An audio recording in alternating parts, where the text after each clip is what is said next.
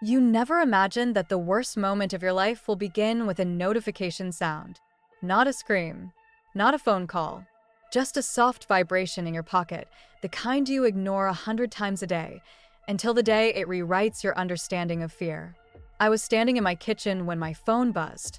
It was late afternoon, that strange hour when the light feels tired and everything looks slightly unreal.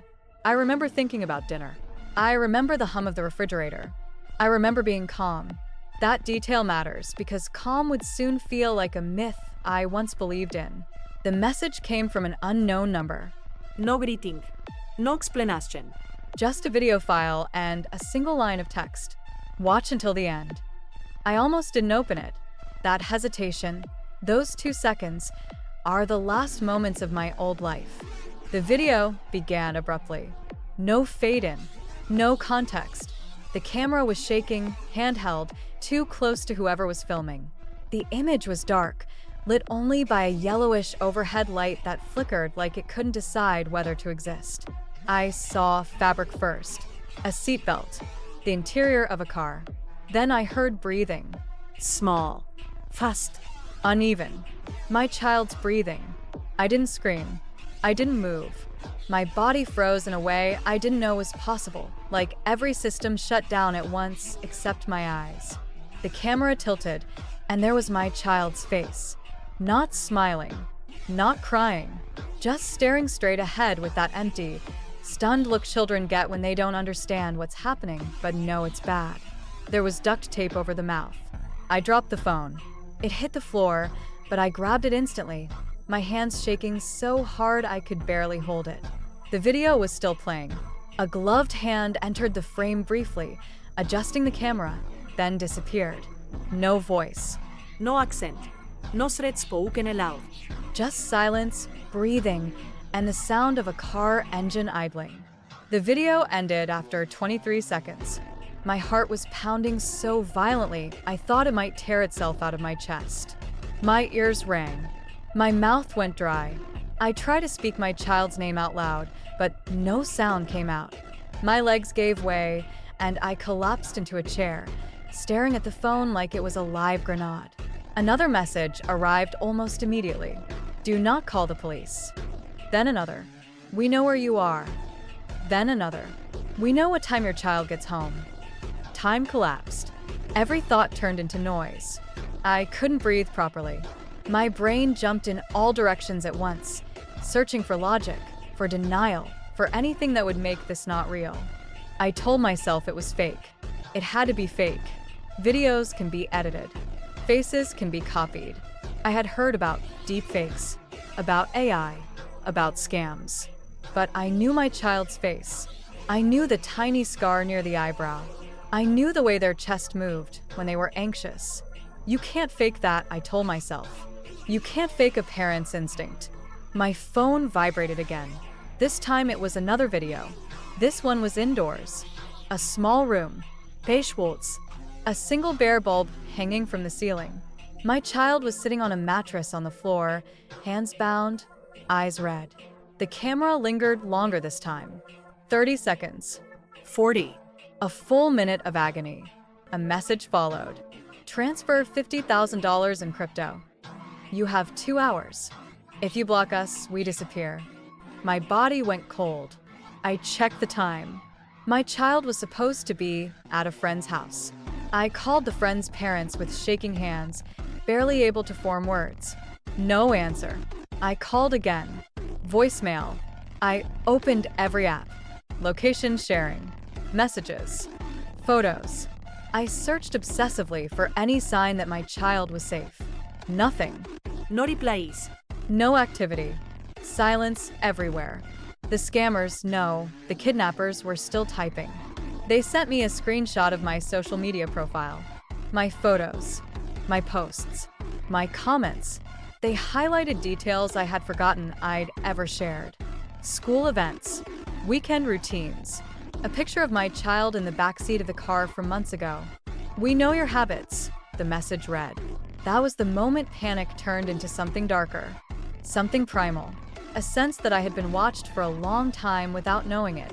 That this wasn't random. That every harmless post, Every proud photo, every casual update had been collected and assembled into a weapon. I tried to think rationally. I tried to remember advice I had read online. Stay calm. Verify. But how do you verify when every second feels like it could be your last chance to save your child? I typed back with trembling fingers. Please. Just tell me they're okay. The reply came instantly. Payment first. Then something worse happened. They sent a voice message. It was my child's voice. Not crying, not screaming, just saying my name in a small, broken whisper. Mom, please. That sound shattered something inside me that will never fully heal. I didn't know then that the voice wasn't real, that it had been generated, that it was stitched together from videos I had uploaded myself over the years. Birthday parties, school plays, short clips I thought were harmless. At that moment, it was my child calling for help, and nothing else mattered. I opened my bank app. My hands were numb, my vision blurred. I couldn't focus on the numbers. I couldn't remember passwords I had used for years. I felt stupid. Weak. Slow. Like my body was betraying me when I needed it most. The scammers sensed hesitation. Another message. Time is running out. Then another video. This one was shorter, darker. The camera was closer to my child's face. The duct tape was gone. Instead, there was silence and eye contact. My child looked directly into the camera, directly at me, and nodded slowly, as if following instructions. That nod destroyed any remaining doubt. I paid. I transferred everything I could. Savings, emergency funds, money I had been saving for years. It wasn't enough. They demanded more. They sent countdown messages. 15 minutes. 10. 5. I begged friends, family. Elite. I said it was an emergency. I said I would explain later. I scraped together more money, shaking, apologizing, barely hearing their confused voices. I sent the final transfer. Then silence. No confirmation. No message. No new video. I waited. Seconds stretched into minutes. Minutes into an hour. I sat on the floor, staring at the phone, afraid to blink. Afraid that if I moved, something irreversible would happen. Finally, I broke. I called the police. The words came out in a rush, tangled and hysterical. Videos. My child. Money. Threats. I.e., kidnapping. The officer on the line was calm in a way that almost made me angry. He asked me to breathe. He asked me to send the files. When I did, everything changed. They told me to check something, to go to my child's room. My legs barely worked as I walked down the hallway. Every step felt unreal, like I was moving through water. I pushed the door open slowly, terrified of what I might or might not see. My child was there, lying on the bed, asleep, Safe. breathing normally. Alive. I collapsed. I don't remember screaming, but my throat hurt afterward. I don't remember crying, but my face was soaked. My brain couldn't process the contradiction. The videos, the voice, the money, the reality in front of me. The police explained later. Carefully. Gently. This wasn't a kidnapping. It was a hoax. A new kind. A sophisticated one. They used AI to generate videos using publicly available photos. They recreated rooms, Cars. lighting. They synthesized voices from social media clips. They knew routines because I had told the world my routines. They didn't need my child. They only needed my fear. I learned that night that panic shuts down logic faster than any weapon. That AI doesn't have to be perfect. It only has to be convincing enough when your heart is racing and your hands are shaking and you're imagining the worst possible outcome. The money was gone. Irretrievable. The accounts were empty. But my child was alive, and that was the only thing that mattered. Or so I told myself. Because the truth is, something was taken from me that night that I can never get back. The certainty that what you see is real. The belief that a video proves something happened. The comfort of thinking that danger always looks obvious.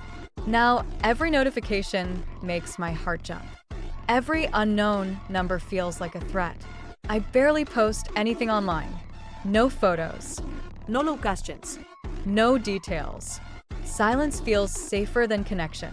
And sometimes, late at night, when the house is quiet and my phone lights up with a notification, I remember that first message. Watch until the end. And I wonder how many parents, right now, are opening a video that was never real and feeling the most real terror of their lives. Because in a world where AI can steal faces, voices, and moments, the scariest thing isn't that someone might take your child. It's that they don't have to.